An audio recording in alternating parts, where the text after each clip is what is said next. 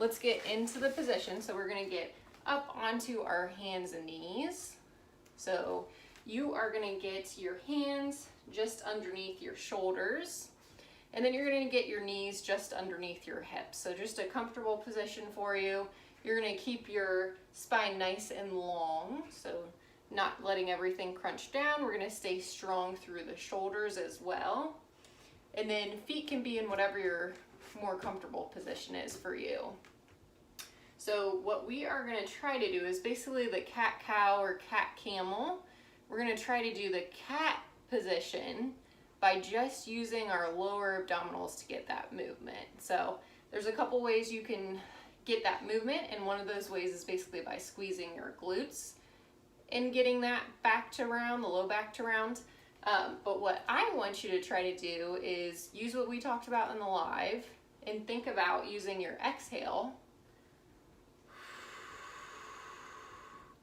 to connect with your lower abdominals, and you're gonna slowly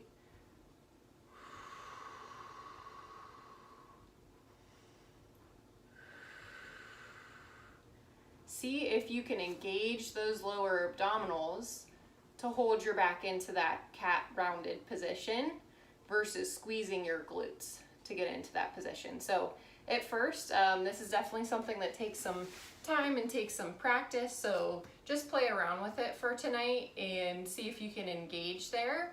And then I'm gonna show you a quick progression. So once you can really engage those abdominals there and you can hold everything pretty still and steady. Sorry, my battery is low like it always is.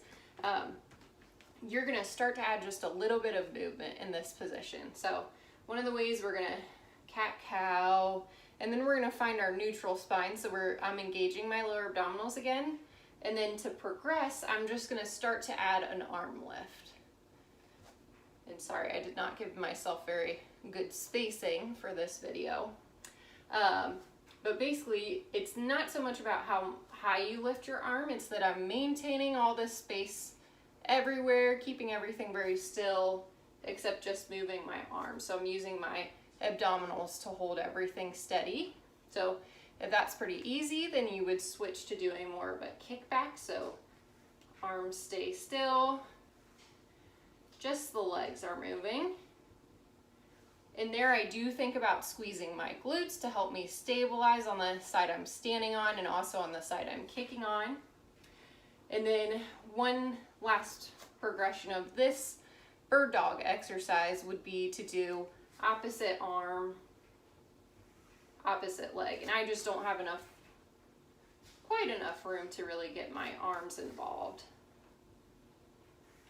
But that would be like a very challenging version of the progression. So for tonight, most of you might be starting more with just connecting with the abs. You might be starting with the hands.